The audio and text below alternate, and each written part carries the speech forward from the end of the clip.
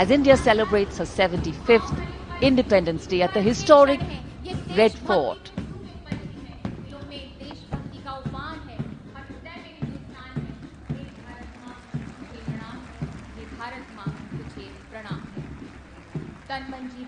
स्वाधीनता दिवस समारोह के इतिहास में पहली बार आकाश से पुष्प वर्षा। भारत की अखंड एकता के नायक ही नहीं, विश्व एकता के नायक भी हैं, कोटि कोटि जनों के जननायक भी हैं।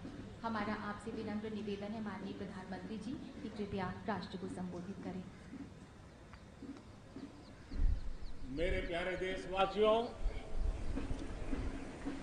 आजादी का अमृत महोत्सव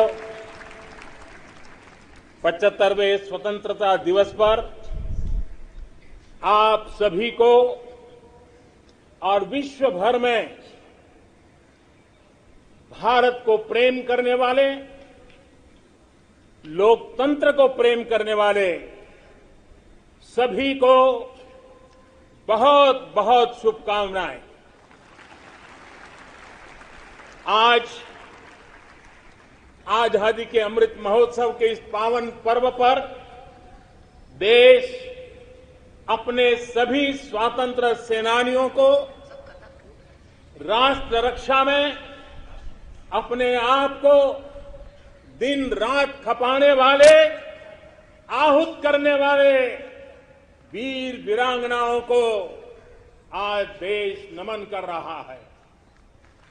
आजादी को जन आंदोलन बनाने वाले पूज्य बापू हो या आजादी के लिए अपना सब कुछ न्योछावर करने वाले नेताजी सुभाष चंद्र बोस, भगत सिंह, चंद्रशेखर आजाद, बिस्मिल और अशफाक उल्लाह खां जैसे महान क्रांतिवीर हो, झांसी की रानी लक्ष्मीबाई हो, चित्तूर की रानी चेन्नम्मा हो या रानी गाइडिंलियू हो या असम में मातंगिनी हाजरा का पराक्रम हो, देश के पहला प्रधानमंत्री पंडित नेहरू जी हो, देश को एकजुट राष्ट्र में बदलने वाले सरदार वल्लभ भाई पटेल हो, भारत के भविष्य की दिशा निर्धारित करने वाले, रास्ता तय कराने वाले बाबा साहब आंबेडकर सहित देश हर व्यक्तित्व को आज याद कर रहा है। देश इन सभी महापुरुषों का ऋणी है।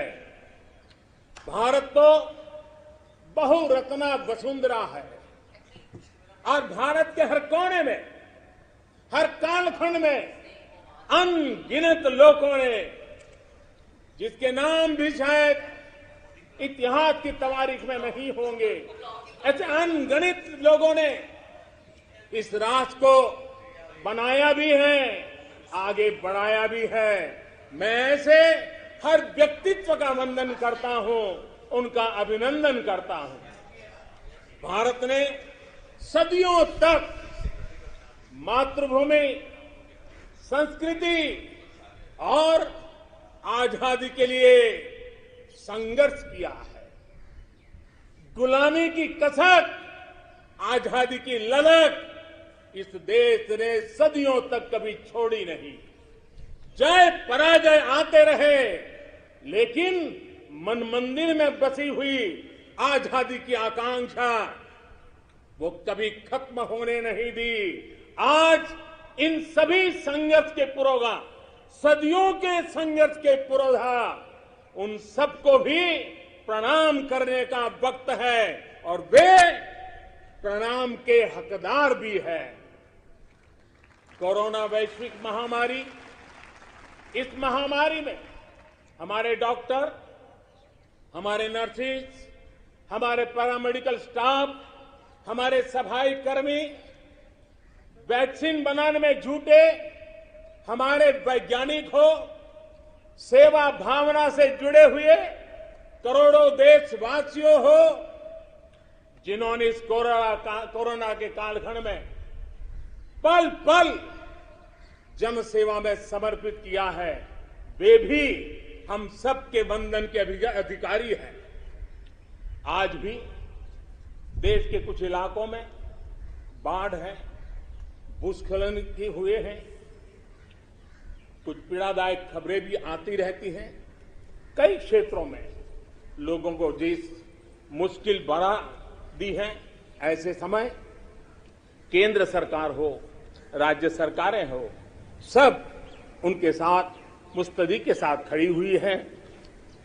आज इस आयोजन में, ओलंपिक में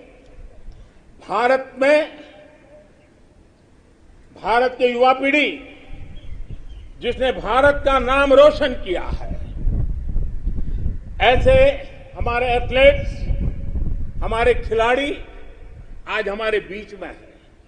कुछ यहां हैं, कुछ सामने बैठे हैं।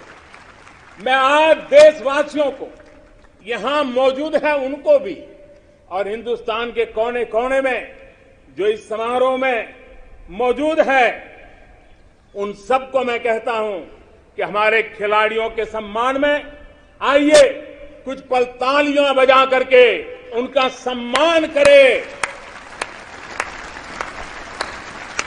भारत के खेलों का सम्मान, भारत की युवा पीढ़ी का सम्मान, भारत को गौरव दिलाने वाले युवाओं का सम्मान, देश, करोड़ों देशवासी आज तालियों की गड़गड़ाहट के साथ हमारे इन जवानों का, देश की युवा पीढ़ी का गौरव कर रहे हैं, सम्मान कर रहे हैं।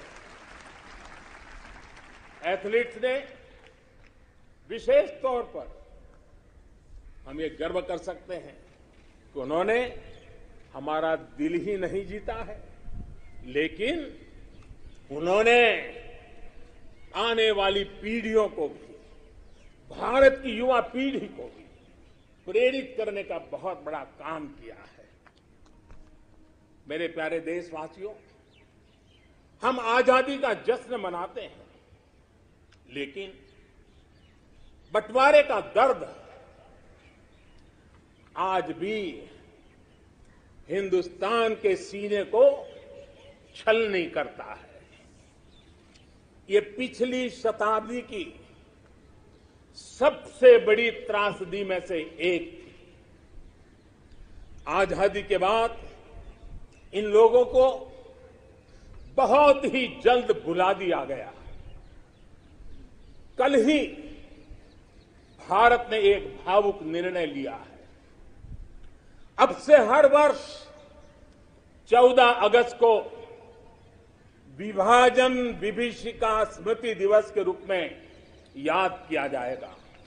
जो लोग विभाजन के समय अमानवीय हालात से गुजरे, जिन्होंने अत्याचार सहे, जिन्हें सम्मान के साथ अंतिम संस्कार तक नसीब नहीं हुआ, उन लोगों का हमारी स्मृतियों में जीवित रहना भी उतना ही जरूरी है।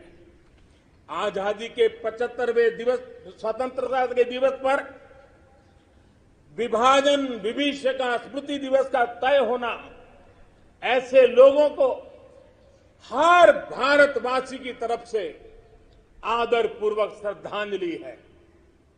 मेरे प्यारे देशवासियों, प्रगति पथ पर बढ़ रहे हमारे देश के सामने और विश्व में पूरी मानव जात के सामने कोरोना का ये कालखंड बहुत बड़ी चुनौती के रूप में आया है।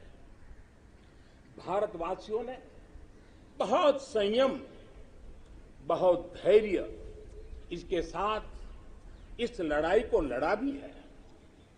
इस लड़ाई में हमारे सामने अनेक चुनौतियां थी, लेकिन हर क्षेत्र में हम देशवासियों ने असाधारण गति से काम किया है।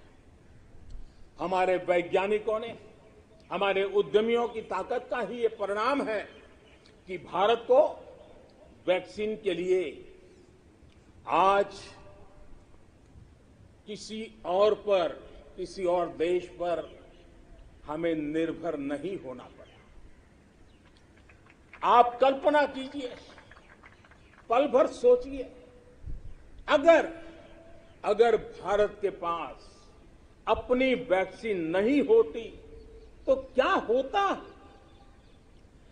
पोलियो की वैक्सीन पाने में हमारे कितने साल बीत गए थे।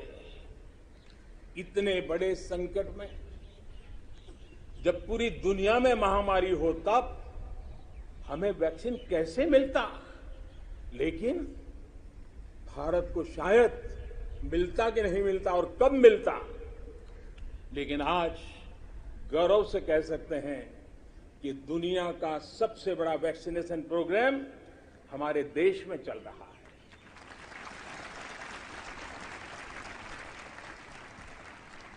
54 करोड़ से लोग, 54 करोड़ से ज्यादा लोग वैक्सीन डोज लगा चुके हैं।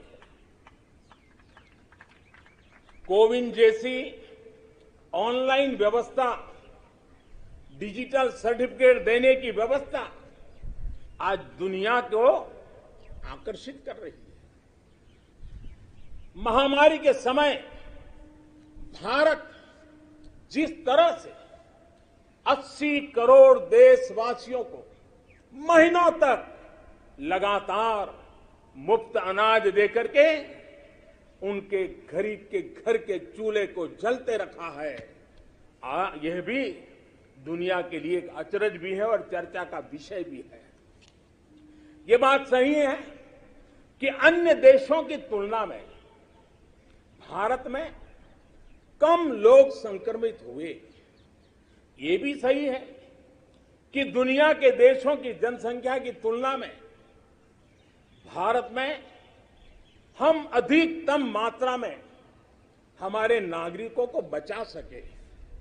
लेकिन ये हमारे लिए पीठ थपथपाने का विषय नहीं है, संतोष पाकर के सो जाने का विषय नहीं है।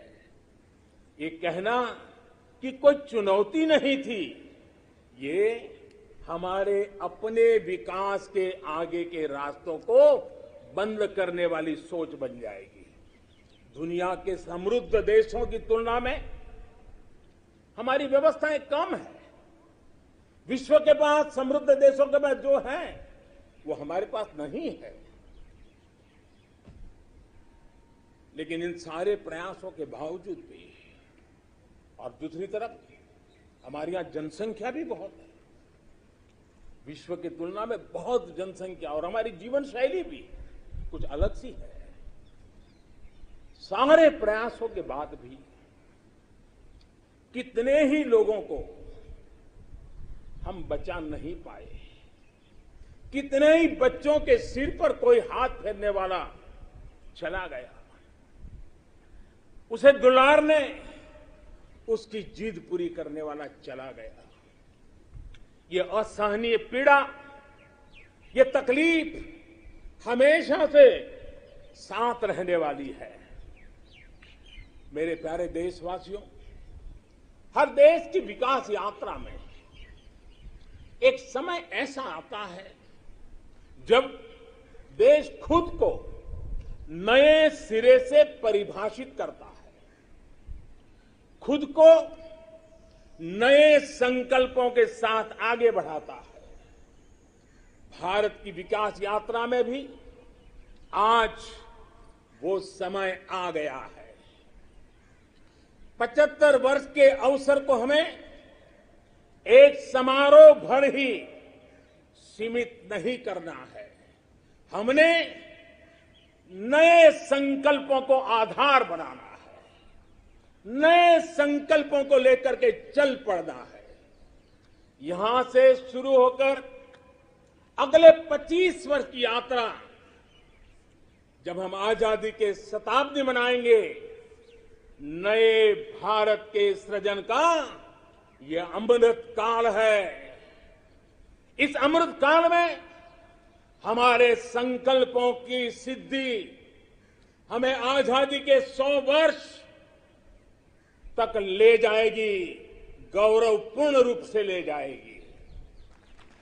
अमृत काल का लक्ष्य है भारत और भारत के नागरिकों के लिए समृद्धि के नए शिखरों का आरोहण। अमृत काल का लक्ष्य है एक ऐसे भारत का निर्माण जहां सुविधाओं का स्तर गांव और शहर को बांटने वाला न हो।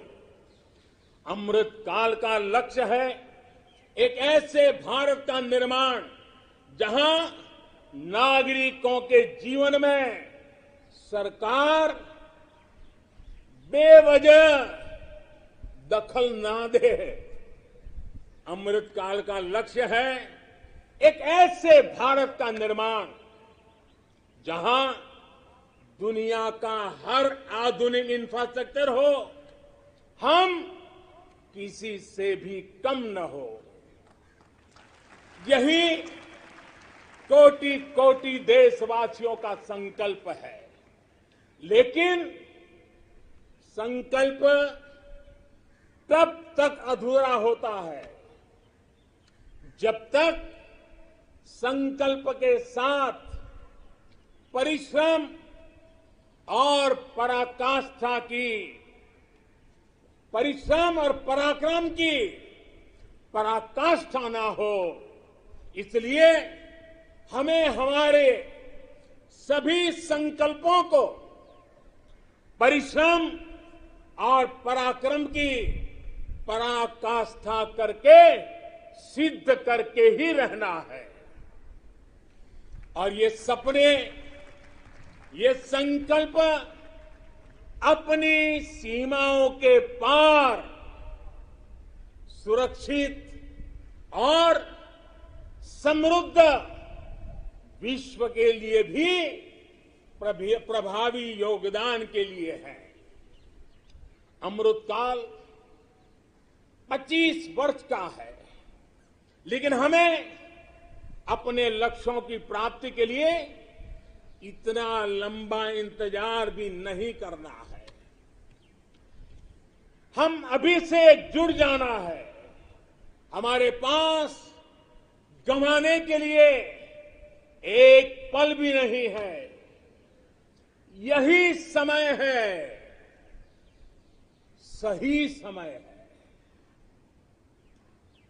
हमारे देश को भी बदलना होगा और हमें एक नागरिक के नाते अपने आप को भी बदलना ही होगा। बदलते हुए युग के अनुकूल हमें भी अपने आप को ढालना होगा। सबका साथ, सबका विकास, सबका विश्वास, इसी श्रद्धा के साथ हम सब जुट चुके हैं।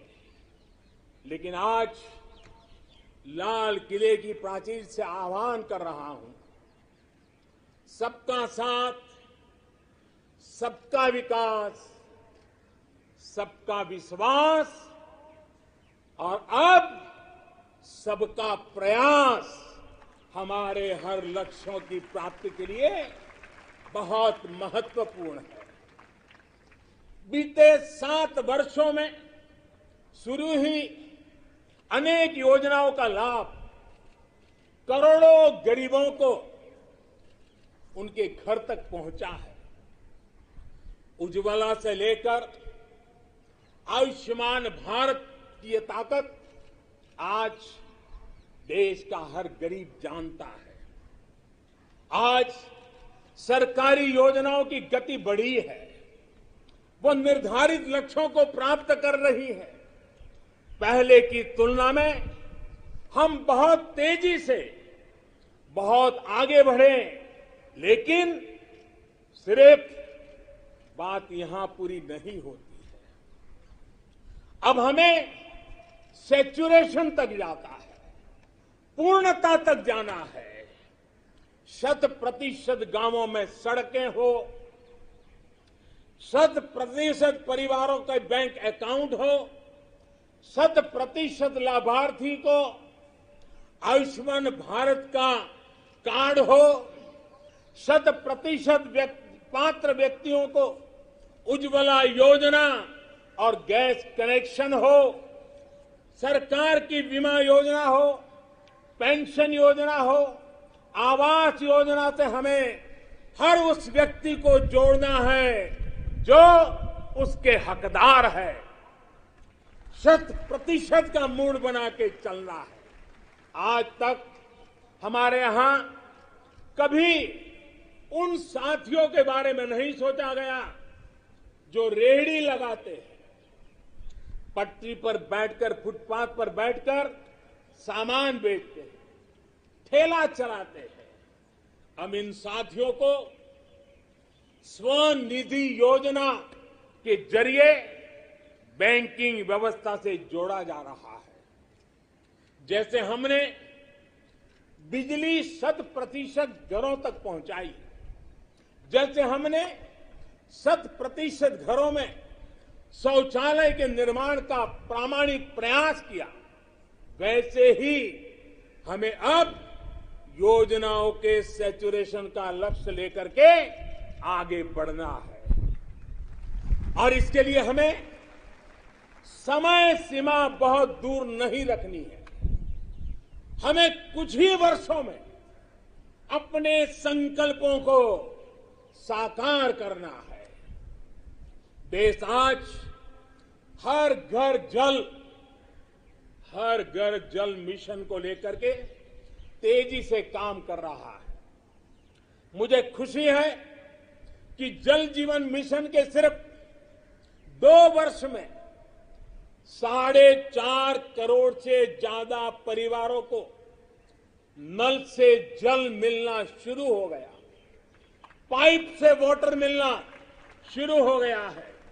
करोड़ों माता बहनों का आशीर्वाद, यही हमारी पूंजी है। इस 100% का सबसे बड़ा लाभ ये होता है कि सरकारी योजना के लाभ से कोई वंचित नहीं रहता। जब सरकार ये लक्ष्य बनाकर चलती है कि हमें समाज की आखिरी पंक्ति में जो व्यक्ति खड़ा है उस तक पहुंचना है, तो न कोई भेदभाव हो पाता है और न ही भ्रष्टाचार की गुंजाइश रहती है। मेरे प्यारे देशवासियों, देश के हर गरीब, हर व्यक्ति तक पोषण पहुंचाना भी सरकार की प्राथमिकता है। गरीब महिलाओं, गरीब बच्चों में कुपोषण और जरूरी पौष्टिक पदार्थों की कमी उनके विकास में बड़ी बाधा बनती है। इसे देखते हुए ये तय किया गया है कि सरकार अपनी अलग अलग योजनाओं के तहत जो चावल गरीबों को देती है उसे फोर्टिफाई करेगी, गरीबों को पोषण युक्त चावल देगी। राशन की दुकान पर मिलने वाला चावल हो, मिड डे मील में बालकों को मिलने वाला चावल हो, वर्ष 2024 तक हर योजना के माध्यम से मिलने वाला चावल फोर्टिफाई कर दिया जाएगा। मेरे प्यारे देशवासियों, आज देश में हर गरीब तक बेहतर स्वास्थ्य सुविधा पहुंचाने का अभियान भी तेज गति से चल रहा है। इसके लिए मेडिकल शिक्षा में जरूरी बड़े बड़े सुधार भी किए गए हैं। प्रिवेंटिव हेल्थ केयर पर भी उतना ही ध्यान दिया गया है। साथ साथ देश में मेडिकल सीटों में भी काफी बढ़ोतरी की गई है। आयुष्मान भारत योजना के तहत देश के गांव-गांव तक क्वालिटी स्वास्थ्य सेवाएं पहुंचाई जा रही है। जन औषधि योजना के माध्यम से गरीब को, मध्यम वर्ग को सस्ती दवाइयां उपलब्ध कराई जा रही है। अभी तक 75,000 से ज्यादा हेल्थ एंड वेलनेस सेंटर्स बनाए जा चुके हैं। अब ब्लॉक स्तर पर अच्छे अस्पतालों और आधुनिक लैब के नेटवर्क पर विशेष रूप से काम किया जा रहा है। बहुत जल्द देश के हजारों अस्पतालों के पास अपने ऑक्सीजन प्लांट भी होंगे। मेरे प्यारे देशवासियों, 21वीं सदी में भारत को नई ऊंचाई पर पहुंचाने के लिए भारत के सामर्थ्य का सही इस्तेमाल, पूरा इस्तेमाल, ये समय की मांग है, बहुत जरूरी है। इसके लिए जो वर्ग पीछे है, जो क्षेत्र पीछे है, उनकी हैंड होल्डिंग करनी ही होगी। मूलभूत जरूरतों की चिंता के साथ ही दलितों, पिछड़ों, आदिवासियों, सामान्य वर्ग के गरीबों के लिए आरक्षण सुनिश्चित किया जा रहा है। अभी हाल ही में मेडिकल शिक्षा के क्षेत्र में ऑल इंडिया कोटे में ओबीसी वर्ग में को आरक्षण की व्यवस्था भी की गई है। संसद में कानून बनाकर ओबीसी से जुड़ी सूची बनाने का अधिकार राज्यों को दे दिया गया है। मेरे प्यारे देशवासियों, जैसे हम ये सुनिश्चित कर रहे हैं कि समाज की विकास यात्रा में कोई व्यक्ति ना छूटे, कोई वर्ग ना छूटे, वैसे ही देश का कोई भूभाग, देश का कोई कोना भी पीछे नहीं छूटना चाहिए। विकास सर्वांगी होना चाहिए, विकास सर्वस्पर्शी होना चाहिए, विकास सर्वसमावेशक होना चाहिए। देश के ऐसे क्षेत्रों को आगे लाने के लिए पिछले 7 वर्षों में जो प्रयास किए गए हैं, अब उसे और तेजी देने की दिशा में हम आगे बढ़ रहे हैं। हमारा पूर्वी भारत, नॉर्थ ईस्ट, जम्मू कश्मीर, लद्दाख सहित पूरा हिमालय का क्षेत्र हो, हमारी कोस्टल बेल्ट या फिर आदिवासी अंचल हो, ये भविष्य में भारत के विकास का, भारत की विकास यात्रा का बहुत बड़ा आधार बनने वाले हैं। आज नॉर्थ ईस्ट में कनेक्टिविटी का नया इतिहास लिखा जा रहा है। ये कनेक्टिविटी दिलों की भी है और इंफ्रास्ट्रक्चर की भी है। बहुत जल्द नॉर्थ ईस्ट के सभी राज्यों की राजधानियों को रेल सेवा से जोड़ने का काम पूरा होने वाला है। एक्ट ईस्ट पॉलिसी के तहत आज नॉर्थ ईस्ट बांग्लादेश, म्यांमार और दक्षिण पूर्वी एशिया से भी कनेक्ट हो रहा है। बीते वर्षों में जो प्रयास हुए हैं, उसकी वजह से हम नॉर्थ ईस्ट में स्थायी शांति के लिए, श्रेष्ठ भारत के निर्माण के लिए उत्साह अनेक गुना बढ़ा हुआ है।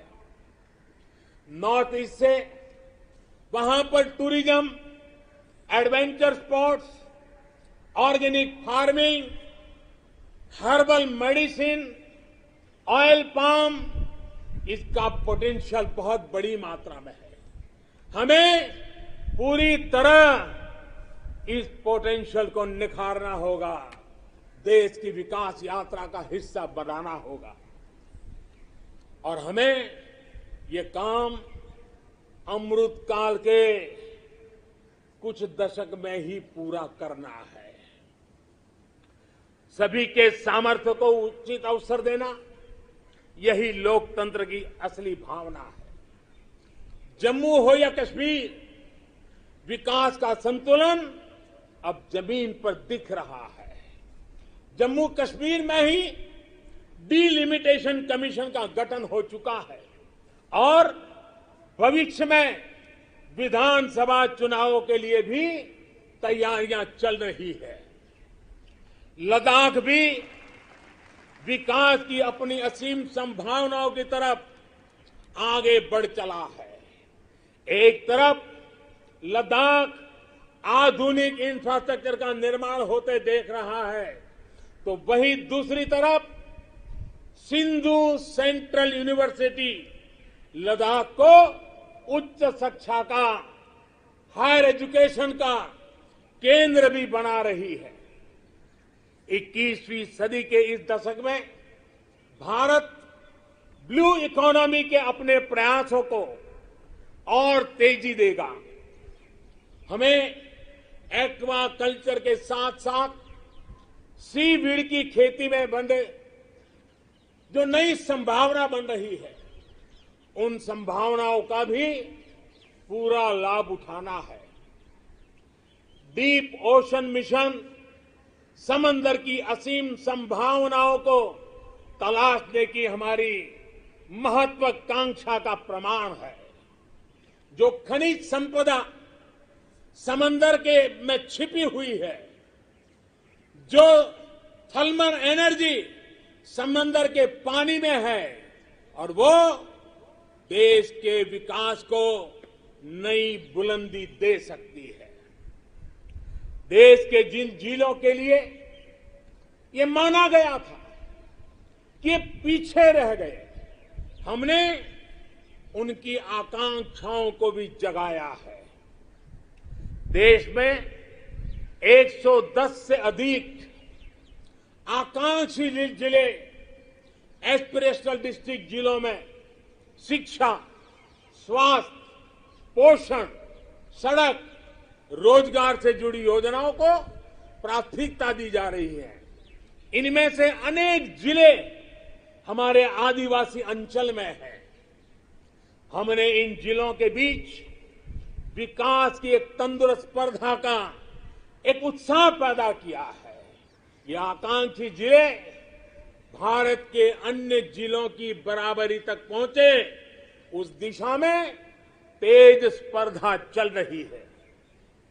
मेरे प्यारे देशवासियों, अर्थ जगत में पूंजीवाद और समाजवाद, इसकी चर्चा तो बहुत होती है, लेकिन भारत सहकारवाद पर भी बल देता है। सहकारवाद हमारी परंपरा, हमारी संस्कारों के भी अनुकूल है। सहकारवाद जिसमें जनता जनार्दन की सामूहिक शक्ति का अर्थव्यवस्था की चालक शक्ति के रूप में ड्राइविंग फोर्स बने, ये देश के ग्रास रूट लेवल की इकोनॉमी के लिए एक अहम क्षेत्र है। कोऑपरेटिव ये सिर्फ कानून नियमों की जंजाल वाली एक व्यवस्था नहीं है, बल्कि कोऑपरेटिव एक स्पिरिट है, कोऑपरेटिव एक संस्कार है, एक कोऑपरेटिव एक सामूहिक चलने की मन प्रवृत्ति है। उनका सशक्तिकरण हो, इसके लिए हमने अलग मंत्रालय बनाए कर इस दिशा में कदम उठाया है। और राज्यों के अंदर जो सहकारी क्षेत्र है, उसको जितना ज्यादा बल दे सके, वो बल देने के लिए हमने ये कदम उठाया है। मेरे प्यारे देशवासियों, इस दशक में हमने गांवों में नई अर्थव्यवस्था के निर्माण के लिए पूरी शक्ति लगानी होगी। आज हम अपने गांवों को तेजी से परिवर्तित होते देख रहे हैं। बीते कुछ वर्षों में गांवों तक सड़क और बिजली की सुविधाओं को पहुंचाने के रहे थे, वो पूरा कालखंड हमारा रहा। लेकिन अब गांवों को ऑप्टिकल फाइबर नेटवर्क, डेटा की ताकत पहुंच रही है, इंटरनेट पहुंच रहा है। गांव में भी डिजिटल एंटरप्रेन्योर तैयार हो रहे हैं। गांव में जो हमारी सेल्फ हेल्प ग्रुप से जुड़ी 8 करोड़ से अधिक बहनें हैं, वो एक से बढ़कर एक प्रोडक्ट्स बनाती है। इनके प्रोडक्ट्स को देश में और विदेश में बड़ा बाजार मिले, इसके लिए अब सरकार ई कॉमर्स प्लेटफॉर्म भी तैयार करेगी। आज जब देश वोकल फॉर लोकल के मंत्र के साथ आगे बढ़ रहा है, तो ये डिजिटल प्लेटफॉर्म महिला सेल्फ हेल्प ग्रुप के उत्पादों को देश के दूर दराज क्षेत्रों में भी और विदेशों में भी लोगों से जोड़ेगा और उनका फलक बहुत विस्तृत होगा। कोरोना के दौरान देश ने टेक्नोलॉजी की ताकत और हमारे वैज्ञानिकों का सामर्थ्य और उनकी प्रतिबद्धता को देखा है।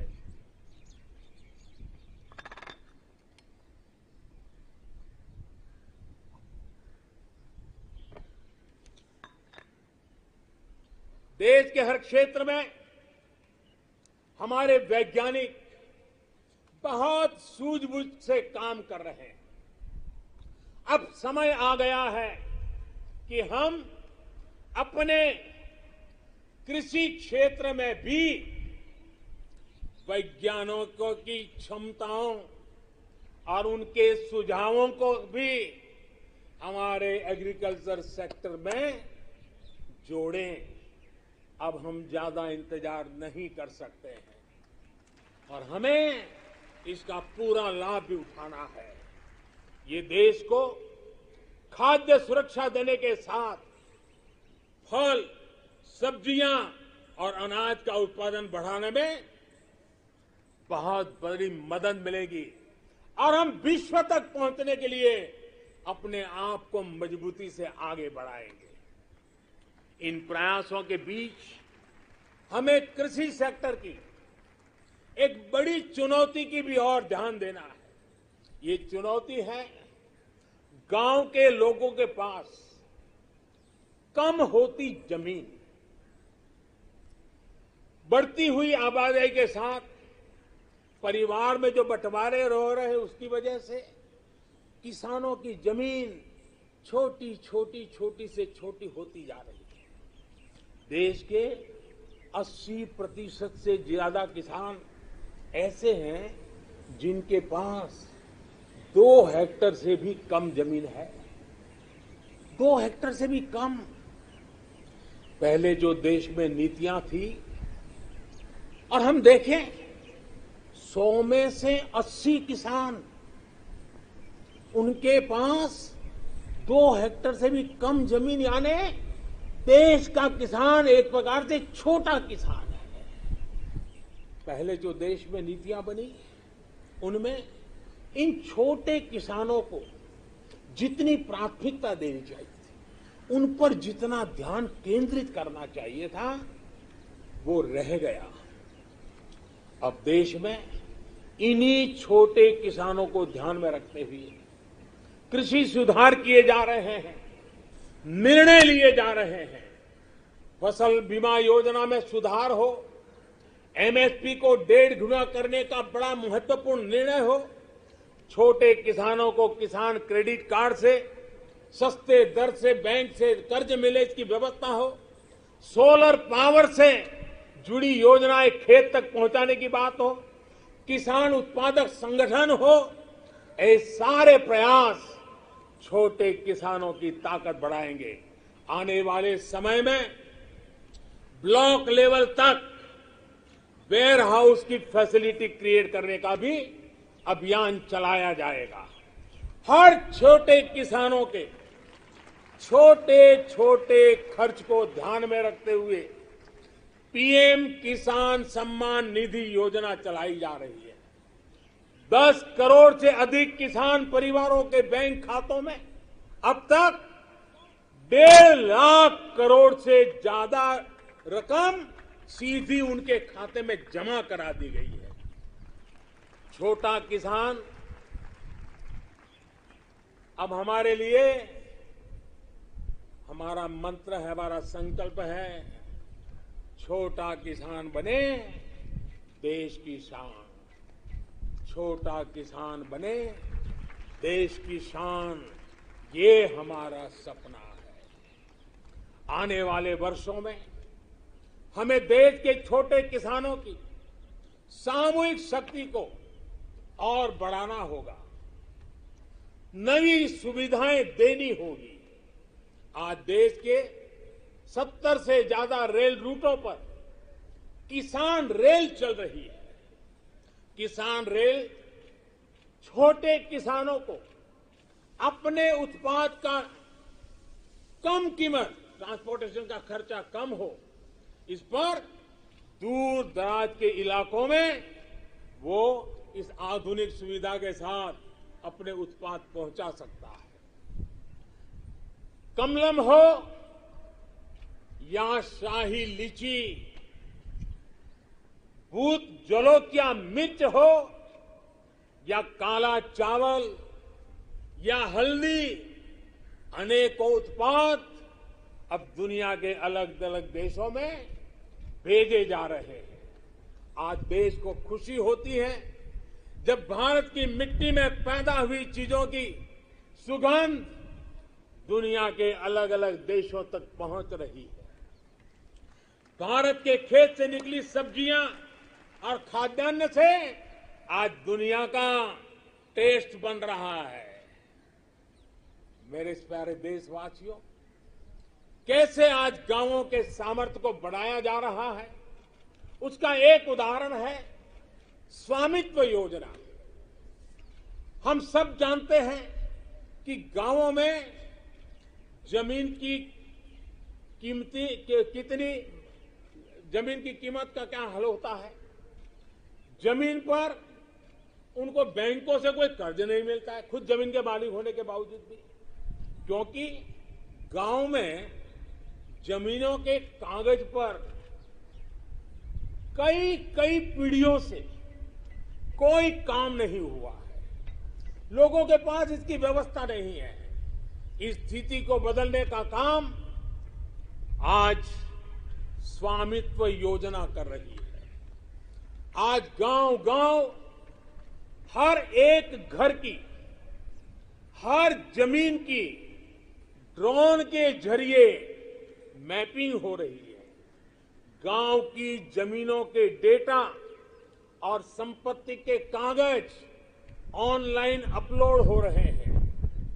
इससे न सिर्फ गांवों में जमीन से जुड़े विवाद समाप्त हो रहे हैं, बल्कि गांव के लोगों को बैंक से आसानी से लोन भी मिलने की व्यवस्था निर्माण हुई है। गांव गरीब की जमीनें विवाद का नहीं, विकास का आधार बने। देश आज उस दिशा में बढ़ रहा है। मेरे प्यारे देशवासियों, स्वामी विवेकानंद जी जब भारत के भविष्य की बात करते थे, अपनी आंखों के सामने मां भारती की भव्यता का जब वो दर्शन करते थे, तब वो कहते थे, जहां तक हो सके अतीत की ओर देखो, जहां तक हो सके अतीत की ओर देखो। पीछे जो चीर नूतन झरना बह रहा है, पीछे जो चीर नूतन झरना बह रहा है, आकंठ उसका जल पियो। और उसके बाद देखिए स्वामी विवेकानंद जी की विशेषता, उसके बाद सामने की ओर देखो, आगे बढ़ो और भारत को पहले से भी कहीं ज्यादा उज्जवल, महान, श्रेष्ठ बनाओ। आजादी के 75वें वर्ष में हमारा दायित्व है कि अब हम देश के असीम सामर्थ्य पर विश्वास करते हुए आगे बढ़े। हमें मिलकर काम करना होगा नेक्स्ट जनरेशन इंफ्रास्ट्रक्चर के लिए। हमें मिलकर काम करना होगा वर्ल्ड क्लास मैन्युफैक्चरिंग के लिए। हमें मिलकर काम करना होगा कटिंग एज इनोवेशंस के लिए। हमें मिलकर काम करना होगा न्यू एज टेक्नोलॉजी के लिए। मेरे प्यारे देशवासियों, आधुनिक विश्व में प्रगति की बुनियाद आधुनिक इंफ्रास्ट्रक्चर पर खड़ी होती है। ये मध्यम वर्ग की आवश्यकताओं, आकांक्षाओं की भी पूर्ति करते हैं। कमजोर इंफ्रास्ट्रक्चर का बहुत बड़ा नुकसान विकास की गति को भी होता है, शहरी मध्यम वर्ग को भी होता है। मेरे प्यारे देशवासियों, इसी बात को समझते हुए जल, थल, नभ हर क्षेत्र में देश ने असाधारण स्पीड और स्केल पर काम करके दिखाया है। नए जलमार्ग, वाटरवेज हो, नए नए स्थानों को सी प्लेन से जोड़ना हो, देश में बहुत तेजी से काम चल रहा है। भारतीय रेलवे भी तेजी से आधुनिक अवतार में ढल रही है। देश ने संकल्प लिया है कि आजादी के अमृत महोत्सव आपको मालूम होगा, हमने इस आजादी के अमृत महोत्सव को 75 सप्ताह तक मनाना तय किया है। 12 मार्च से शुरू हुआ है और 2023 15 अगस्त तक इसको चलाना है। उत्साह भर से आगे बढ़ना है और इसलिए देश ने एक बहुत महत्वपूर्ण फैसला लिया है। आजादी के अमृत महोत्सव के 75 सप्ताह में, इन 75 सप्ताह में 75 वंदे भारत ट्रेनें देश के हर कोने को आपस से जोड़ करके रही होगी। आज जिस गति से देश में नए एयरपोर्ट का निर्माण हो रहा है, उड़ान योजना दूर दराज के इलाकों को जोड़ रही है, यह अभूतपूर्व है। आज हम देख रहे हैं कि कैसे बेहतर एयर कनेक्टिविटी लोगों के सपनों को नई उड़ान देती है। मेरे प्यारे देशवासियों, भारत को आधुनिक इंफ्रास्ट्रक्चर के साथ ही इंफ्रास्ट्रक्चर निर्माण में होलिस्टिक अप्रोच, इंटीग्रेटेड अप्रोच अपनाने की बहुत जरूरत है। भारत आने वाले कुछ ही समय में प्रधानमंत्री गति शक्ति का नेशनल मास्टर प्लान, उसको देश के सामने करोड़ों देशवासियों को सपना करने वाली एक बहुत बड़ी योजना लेकर के हम आपके सामने आने वाले हैं, उसको लॉन्च करने वाले हैं। 100 लाख करोड़ से भी अधिक की योजना लाखों नौजवानों के लिए रोजगार के नए अवसर लेकर के आने वाली है। गति शक्ति हमारे देश के लिए एक ऐसा नेशनल इंफ्रास्ट्रक्चर मास्टर प्लान होगा जो होलिस्टिक इंफ्रास्ट्रक्चर की नींव रखेगा, हमारी इकोनॉमी को एक इंटीग्रेटेड और होलिस्टिक पाथवे देगा। अभी हम देखते हैं कि हमारे ट्रांसपोर्ट के साधनों में कोई तालमेल नहीं होता। गति शक्ति साइलोस को तोड़ेगी भविष्य के रास्ते से हम इन सब रोड़ों को जितनी कठिनाइयां हैं उनको हटाएगी।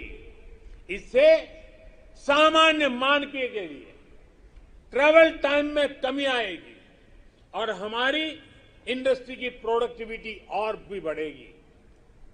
गति शक्ति हमारे लोकल मैन्युफैक्चरर्स को ग्लोबली कॉम्पिटिटिव करने में भी बहुत बड़ी मदद करेगी और इससे फ्यूचर इकोनॉमिक जोन्स के निर्माण की नई संभावनाएं भी विकसित होगी।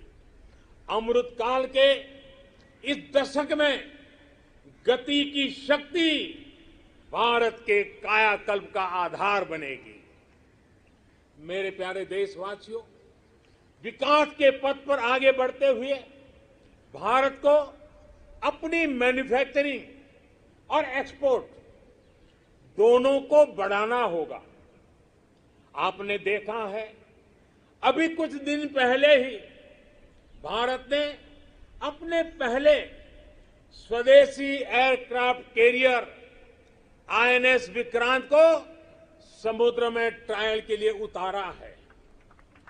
भारत आज अपना लड़ाकू विमान बना रहा है, अपनी सबमरीन बना रहा है, गगनयान भी अंतरिक्ष में भारत का परचम लहराने के लिए तैयार हो रहा है।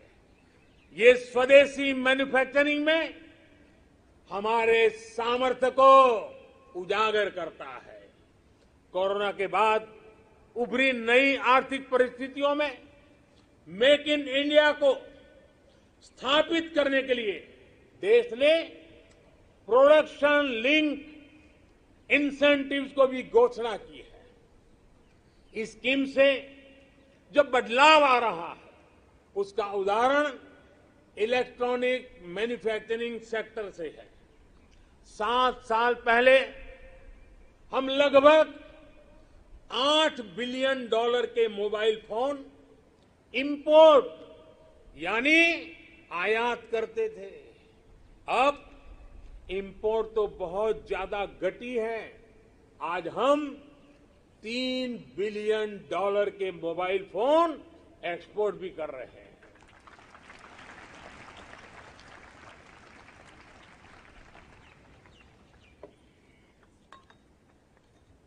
आज जब हम हमारे मैन्युफैक्चरिंग सेक्टर को गति मिल रही है तो हमें ये ध्यान रखना है कि हम भारत में जो बनाएं उसे हमें बेस्ट क्वालिटी के साथ ग्लोबल कंपटीशन में टिके और हो सके तो एक कदम आगे बढ़ें, ये तैयारी करनी है और ग्लोबल मार्केट को हमने टारगेट करना है। देश के सभी मैन्युफैक्चरर्स को मैं आग्रहपूर्वक कहना चाहूंगा, हमारे मैन्युफैक्चरर्स को इस बात को कभी नहीं भूलना होगा कि आप जो प्रोडक्ट बाहर बेचते हैं वो सिर्फ आपकी कंपनी के द्वारा बनाया हुआ सिर्फ एक पुर्जा नहीं है, एक प्रोडक्ट नहीं है। उसके साथ भारत की पहचान जुड़ी होती है, भारत की प्रतिष्ठा जुड़ी होती है, भारत के कोटि-कोटि लोगों का विश्वास जुड़ा होता है। मेरे प्यारे देशवासियों, मैं इसलिए मैन्युफैक्चरर्स को कहता हूं, आपका हर एक प्रोडक्ट भारत का ब्रांड एम्बेसडर है। जब तक वो प्रोडक्ट इस्तेमाल में ले आया जाता रहेगा, उसे खरीदने वाला कहेगा, बड़े गर्व से कहेगा, सीना तान करके कहेगा, हाँ ये मेड इन इंडिया है। ये मिजाज चाहिए।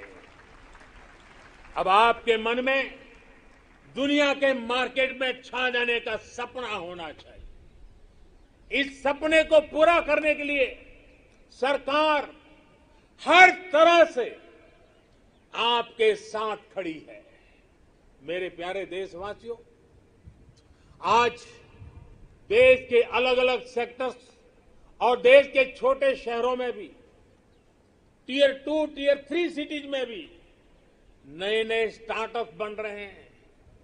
उनकी भारतीय प्रोडक्ट्स को अंतर्राष्ट्रीय बाजार में जाने में बड़ी भूमिका भी है।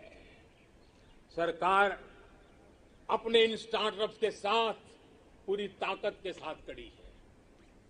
उन्हें आर्थिक मदद देना हो, टैक्स में छूट देना हो, उनके लिए नियमों को सरल बनाना हो, सब कुछ किया जा रहा है। हमने देखा है कोरोना के इस कठिन काल में ही हजारों नए स्टार्टअप्स उभर करके आए हैं। बड़ी सफलता से वे आगे बढ़ रहे हैं। कल के स्टार्टअप आज के यूनिकॉर्न बन रहे हैं। इनकी मार्केट वैल्यू हजारों करोड़ रुपए तक पहुंच रही है। ये देश में नए प्रकार के वेल्थ क्रिएटर्स हैं। ये अपने यूनिक आइडियाज की शक्ति से अपने पैरों पर खड़े हो रहे हैं, आगे बढ़ रहे हैं और दुनिया को छा जाने का सपना लेकर के चल रहे हैं। इस दशक में भारत के स्टार्टअप इकोसिस्टम, इसको हम पूरी दुनिया में सर्वश्रेष्ठ बनाएं। हमें इस दिशा में काम करना है, हमें रुकना नहीं है। मेरे प्यारे देशवासियों, बड़े परिवर्तन लाने के लिए, बड़े रिफॉर्म के लिए राजनीतिक इच्छा शक्ति, पॉलिटिकल विल की जरूरत होती है। आज दुनिया देख रही है कि भारत में राजनीतिक इच्छा शक्ति की कोई कमी नहीं है। रिफॉर्म्स को लागू करने के लिए गुड और स्मार्ट गवर्नेंस चाहिए। आज दुनिया इस बात की भी साक्षी है कि कैसे भारत अपने यहां गवर्नेंस का नया अध्याय लिख रहा है। अमृत काल के इस दशक में हम नेक्स्ट जनरेशन रिफॉर्म्स को, और उसमें हमारी प्राथमिकता होगी नागरिकों को जो कुछ मिलना चाहिए, जो सर्विस डिलीवरी है, वो लास्ट माइल तक, लास्ट व्यक्ति तक सीमलेसली, बिना झिझक, बिना कठिनाई से उसको पहुंचे। देश के समग्र विकास के लिए लोगों के जीवन में सरकार और सरकारी प्रक्रियाओं का बेवजह दखल समाप्त करना ही होगा। पहले के समय सरकार खुद ही ड्राइविंग सीट पर बैठ गई थी। ये उस समय की शायद मांग रही होगी, लेकिन अब समय बदल चुका है।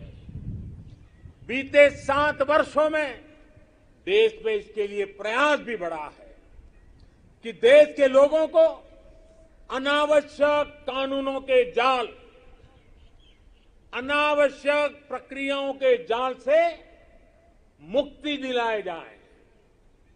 अब तक देश के सैकड़ों पुराने कानूनों को समाप्त किया जा चुका है।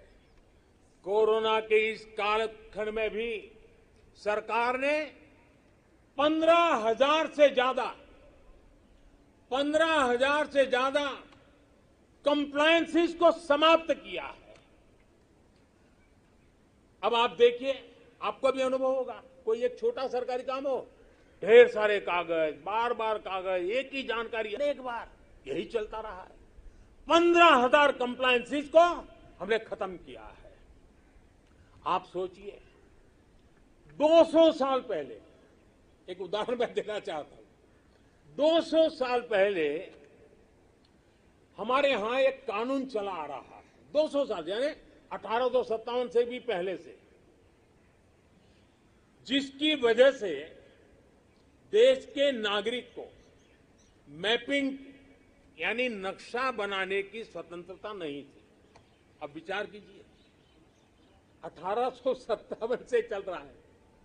नक्शा बनाना है तो सरकार को पूछिए, नक्शा किसी किताब में छापना है तो सरकार से पूछिए। नक्शा खो जाने पर गिरफ्तारी का भी उसमें प्रावधान है। आजकल हर फोन में मैप का ऐप है। सैटेलाइट की इतनी ताकत है कि फिर ऐसे कानूनों का बोझ सिर पर लेकर देश को आगे कैसे बढ़ाएंगे हम।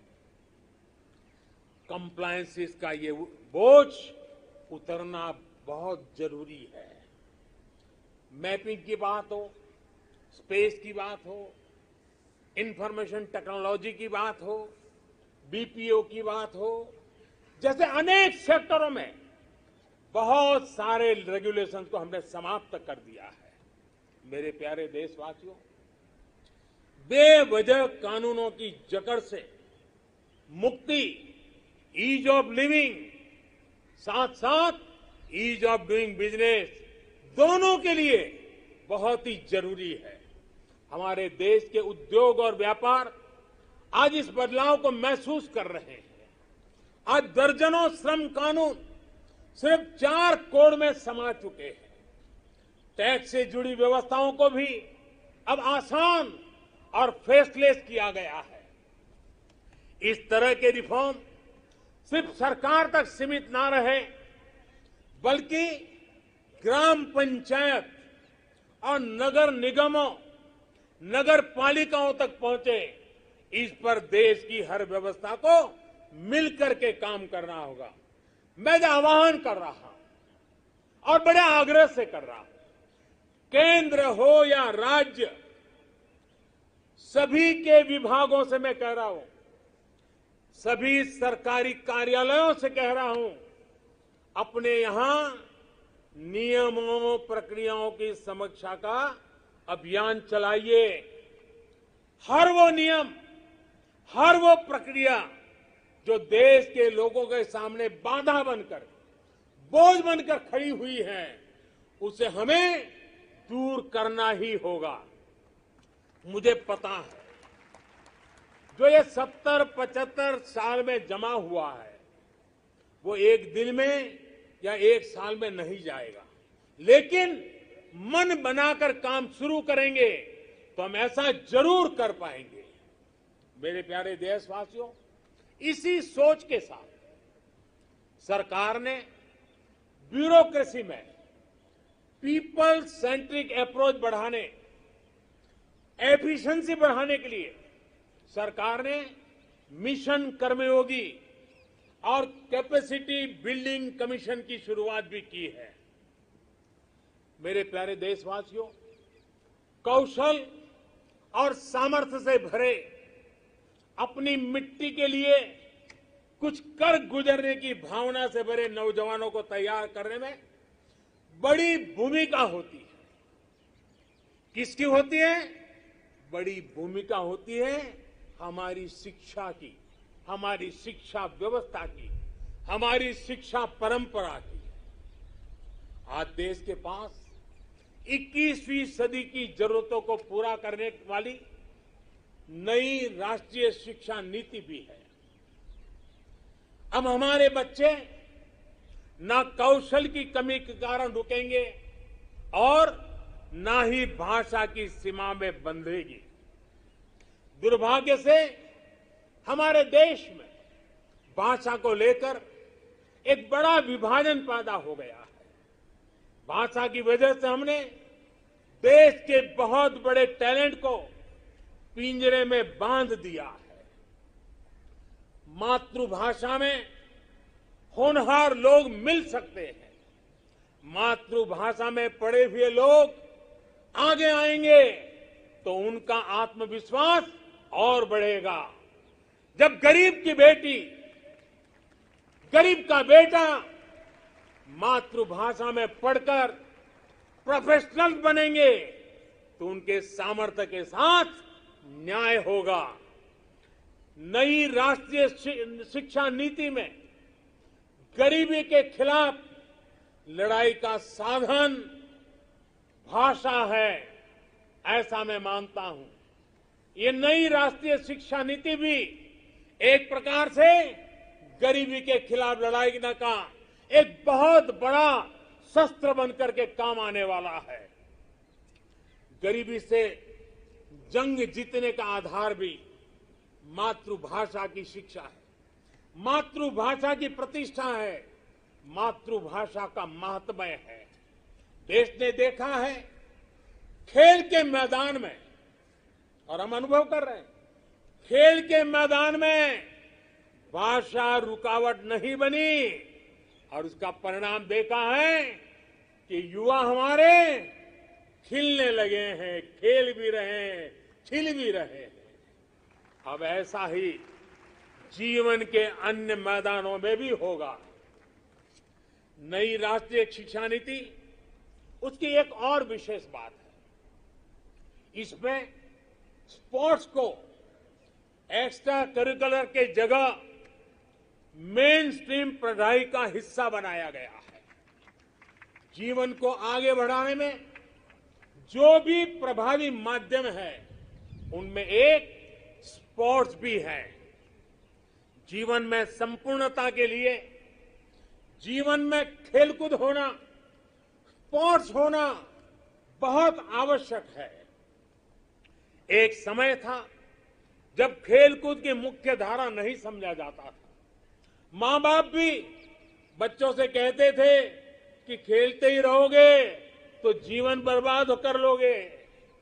अब देश में फिटनेस को लेकर, स्पोर्ट्स को लेकर एक जागरूकता आई है। इस बार ओलंपिक में भी हमने देखा है, हमने अनुभव किया है, ये बदलाव हमारे देश के लिए एक बहुत बड़ा टर्निंग पॉइंट है। इसलिए आज देश में खेलों में टैलेंट, टेक्नोलॉजी और प्रोफेशनलिज्म लाने के जो अभियान चल रहा है, इस दशक में हमें उसे और तेज करना है और व्यापक करना है। ये देश के लिए गौरव की बात है कि शिक्षा हो या खेल, बोर्ड्स के नतीजे हो या ओलंपिक का मैदान, हमारी बेटियां आज अभूतपूर्व प्रदर्शन कर रही है। आज भारत की बेटियां अपना स्पेस लेने के लिए आतुर है। हमें यह सुनिश्चित करना है कि हर कैरियर और कार्य क्षेत्र में महिलाओं की समान सहभागिता हो। हमें यह सुनिश्चित करना है कि सड़क से लेकर वर्क प्लेस तक में हर जगह पे महिलाओं में सुरक्षा का एहसास हो, सम्मान का भाव हो। इसके लिए देश के शासन प्रशासन को, पुलिस और न्याय व्यवस्था को, नागरिकों को अपनी 100% जिम्मेदारी निभानी है। इस संकल्प को हमें आजादी के 75 साल का संकल्प बनाना है। आज मैं खुशी देशवासियों से साझा कर रहा हूं। मुझे लाखों बेटियों के संदेश मिलते थे कि वो भी सैनिक स्कूल में पढ़ना चाहती हैं। उनके लिए भी सैनिक स्कूलों के दरवाजे खोले जाएं। 2-2.5 साल पहले मिजोरम के सैनिक स्कूल में पहली बार बेटियों को प्रवेश देने का हमने एक छोटा सा प्रयोग प्रारंभ किया था।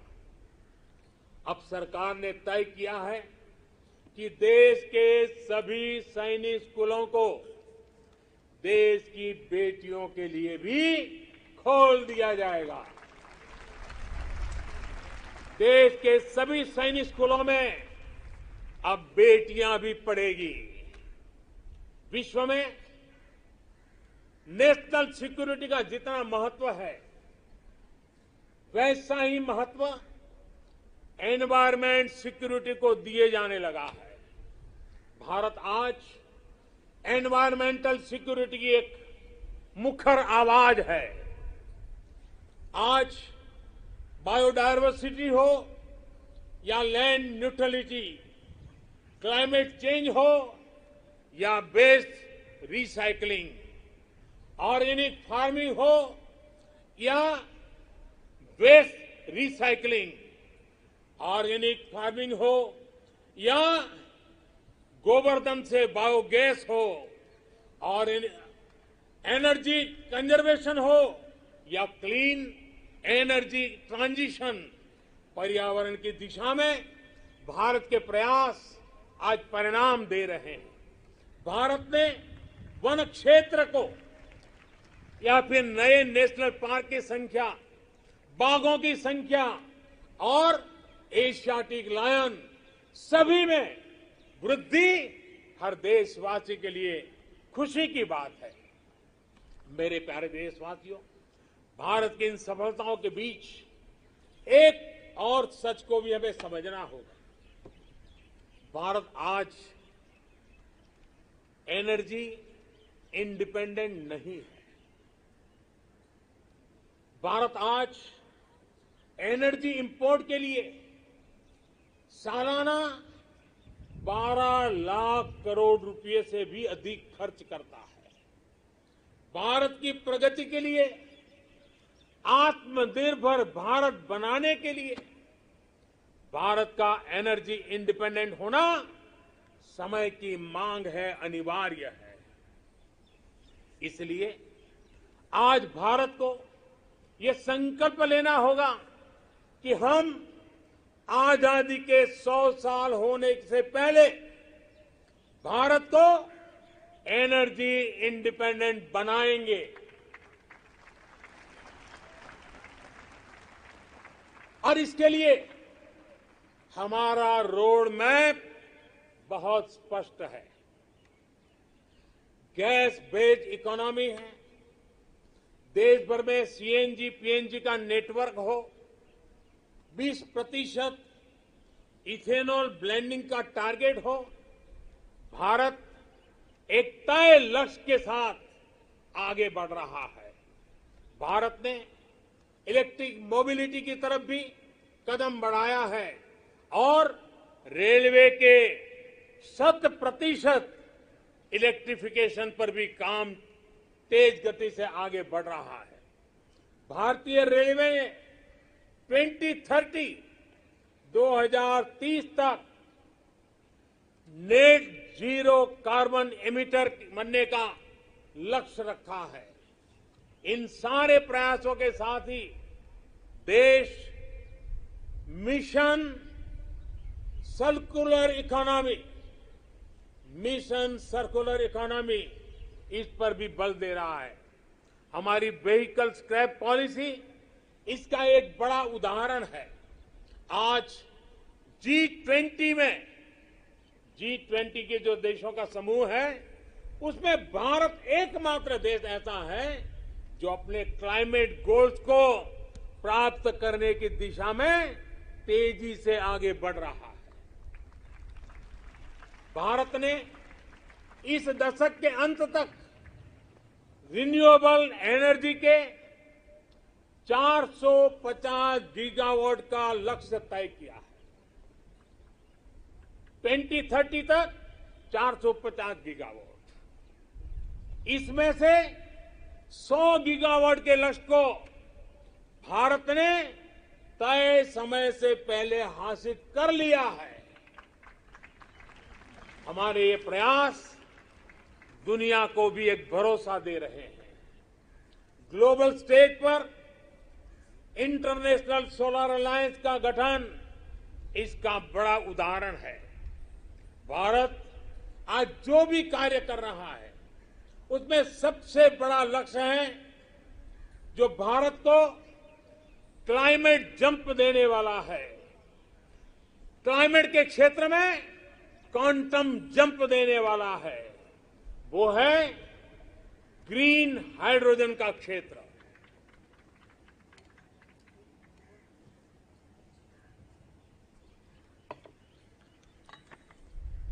ग्रीन हाइड्रोजन के क्षेत्र के लक्ष्य की प्राप्ति के लिए मैं आज इस तिरंगे की साक्षी में नेशनल हाइड्रोजन मिशन की घोषणा कर रहा हूं। अमृतकाल में हमें भारत को ग्रीन हाइड्रोजन के प्रोडक्शन और एक्सपोर्ट का ग्लोबल हब बनाना है। ये ऊर्जा के क्षेत्र में भारत की एक नई प्रगति उसको आत्मनिर्भर बढ़ाएगा और पूरे विश्व में क्लीन एनर्जी ट्रांजिशन की नई प्रेरणा भी बनेगा। ग्रीन ग्रोथ से ग्रीन जॉब के नए नए अवसर हमारे युवाओं के लिए, हमारे स्टार्टअप के लिए आज दस्तक दे रहे हैं। मेरे प्यारे देशवासियों, 21वीं सदी का आज का भारत बड़े लक्ष्य गढ़ने और उन्हें प्राप्त करने का सामर्थ्य रखता है। आज भारत उन विषयों को भी हल कर रहा है जिनके सुलझाने में दशकों से, सदियों से इंतजार था। आर्टिकल 370 को बदलने का ऐतिहासिक फैसला हो, देश को टैक्स के जाल से मुक्ति दिलाने वाली व्यवस्था, जीएसटी हो, हमारे फौजी साथियों के लिए वन रैंक वन पेंशन का निर्णय हो, राम जन्मभूमि केस का शांतिपूर्ण समाधान, ये सब हमने बीते कुछ वर्षों में सच होते देखा है। त्रिपुरा में दशकों बाद ब्रू रियांग समझौता होना हो, ओबीसी कमीशन को संवैधानिक दर्जा देना हो, या फिर जम्मू कश्मीर में आजादी के पहली बार बीडीसी और डीडीसी चुनाव, भारत की संकल्प शक्ति लगातार सिद्ध कर रहा है। आज कोरोना के इस दौर में भारत में रिकॉर्ड विदेशी निवेश आ रहा है। भारत का विदेशी मुद्रा भंडार भी अब तक के सबसे ऊंचे स्तर पर है। सर्जिकल स्ट्राइक और एयर स्ट्राइक करके भारत ने देश के दुश्मनों को नए भारत के सामर्थ्य का संदेश भी दे दिया है। ये बताता है कि भारत बदल रहा है, भारत बदल सकता है। भारत कठिन से कठिन फैसले भी ले सकता है और कड़े से कड़े फैसले लेने में भी भारत झिझकता नहीं है, रुकता नहीं है। मेरे प्यारे देशवासियों, सेकंड वर्ल्ड वॉर के बाद, द्वितीय विश्व युद्ध के बाद वैश्विक संबंधों का स्वरूप बदल गया। कोरोना के बाद भी पोस्ट कोरोना नए वर्ल्ड ऑर्डर की संभावना है। कोरोना के दौरान दुनिया ने भारत के प्रयासों को देखा भी है और सराहा भी है। आज दुनिया भारत को एक नई दृष्टि से देख रही है। इस दृष्टि के दो महत्वपूर्ण पहलू हैं, एक आतंकवाद और दूसरा विस्तारवाद। भारत इन दोनों ही चुनौतियों से लड़ रहा है और सधे हुए तरीके से बड़ी हिम्मत के साथ जवाब भी दे रहा है। हम भारत अपने दायित्वों को सही तरीके से निभा पाए, इसके लिए हमारी रक्षा तैयारों को भी उतना ही सदृढ़ रहना होगा। रक्षा के क्षेत्र में देश को आत्मनिर्भर बनाने, भारत की कंपनियों को प्रोत्साहित करने के लिए, हमारे मेहनती उद्यमियों को नए अवसर उपलब्ध कराने के लिए हमारे प्रयास निरंतर जारी हैं। मैं देश को विश्वास दिलाता हूं कि देश की रक्षा में लगी हमारी सेनाओं के हाथ मजबूत करने के लिए हम कोई कसर नहीं छोड़ेंगे। मेरे प्यारे देशवासियों, आज देश के महान विचारक श्री अरबिंदो की जन्म जयंती भी है। साल 2022 में उनका 150वां जन्म जयंती का पर्व है। श्री अरबिंदो भारत के उज्जवल भविष्य के स्वप्न दृष्टा थे। वो कहते थे कि हमें उतना सामर्थ्यवान बनना होगा जितना हम पहले कभी नहीं थे। हमें अपनी आदतें बदलनी होगी, एक नए हृदय के साथ अपने को फिर से जागृत करना होगा। श्री अरबिंदो की ये बातें हमें अपने कर्तव्यों का ध्यान दिलाती है। एक नागरिक के तौर पर, एक समाज के तौर पर हम देश को क्या दे रहे हैं, ये भी हमें सोचना होगा। हमने अधिकारों को हमेशा महत्व दिया है, उस कालखंड में उसकी जरूरत भी रही है, लेकिन अब हमें कर्तव्यों को सर्वोपरि बनाना है, सर्वोपरि रखना है। जिन संकल्पों का बीड़ा आज देश ने उठाया है, उन्हें पूरा करने के लिए हर जन को जुड़ना होगा, हर देशवासी को इसे ओन करना होगा। देश के जल संरक्षण का अभियान शुरू किया है तो हमारा कर्तव्य है पानी बचाने को अपनी आदत से जोड़ना। देश अगर डिजिटल लेन देन पर बल दे रहा है तो हमारा भी कर्तव्य है कि हम भी कम से कम कैश वाला ट्रांजैक्शन करना। देश ने लोकल फॉर वोकल का अभियान शुरू किया है तो हमारा कर्तव्य है कि ज्यादा से ज्यादा स्थानीय उत्पादों को खरीदे। देश के प्लास्टिक मुक्त भारत की जो हमारी कल्पना है, हमारा कर्तव्य है कि सिंगल यूज प्लास्टिक को इस्तेमाल पूरी तरह हमें रोकना होगा।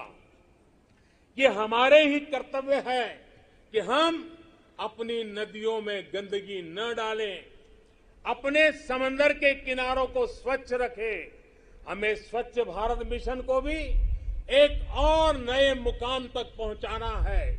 आज जब देश आजादी के 75 वर्ष के उपलक्ष्य में आजादी का अमृत महोत्सव मना रहा है तो हमें इस आयोजन से जुड़ना भी, उसके में बढ़ चढ़ करके हिस्सा लेना, संकल्पों को बार बार जगाते रहना, ये हम सबका कर्तव्य है।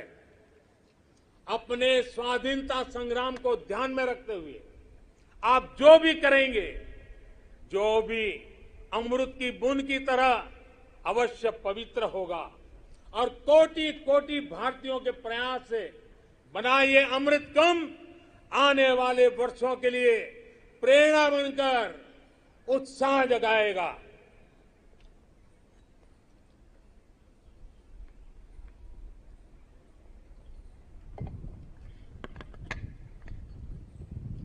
मेरे प्यारे देशवासियों, मैं भविष्य दृष्टा नहीं हूं, मैं कर्म के फल पर विश्वास करता हूं।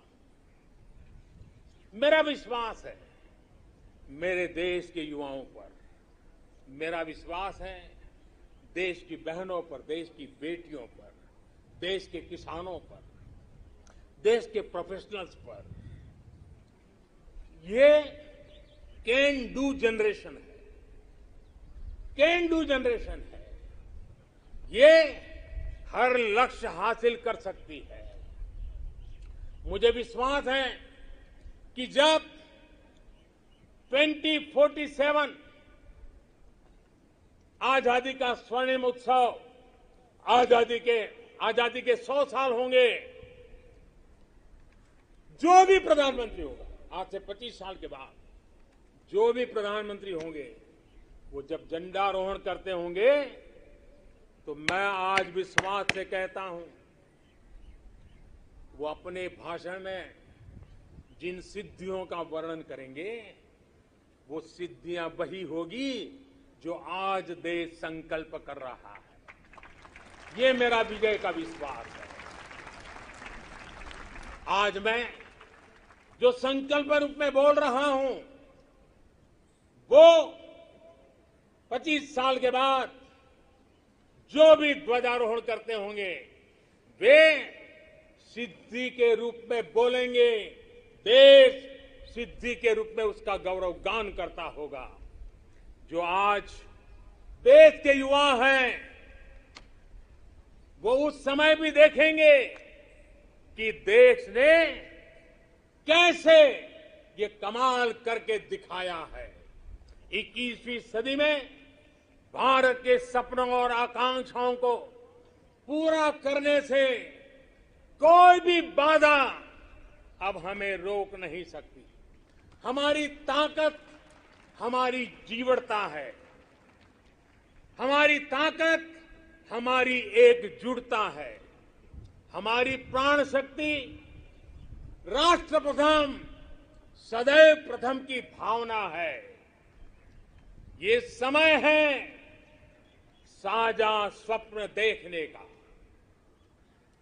ये समय है साझा संकल्प करने का, ये समय है साझा प्रयत्न करने का, और यही समय है हम विजय की ओर बढ़ चले। और इसलिए मैं फिर कहता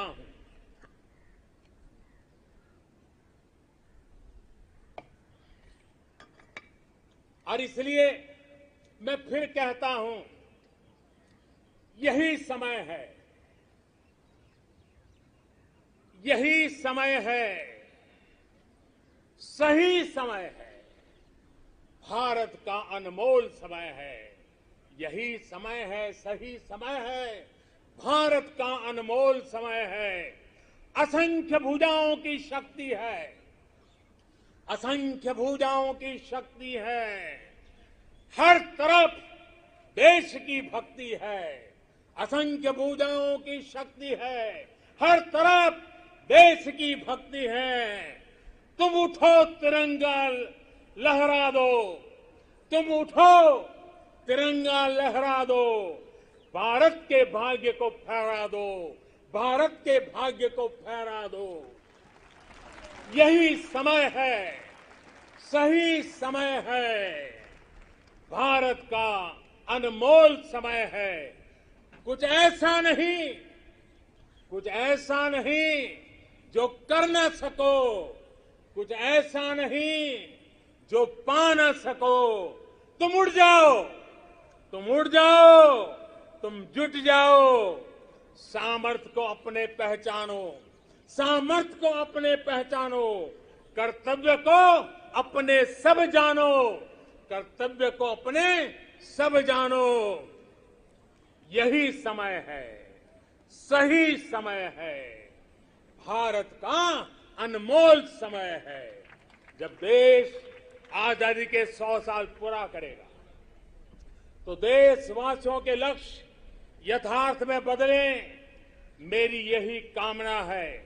इन्हीं शुभकामनाओं के साथ सभी देशवासियों को 75वें स्वतंत्रता दिवस की मैं फिर एक बार बधाई देता हूं।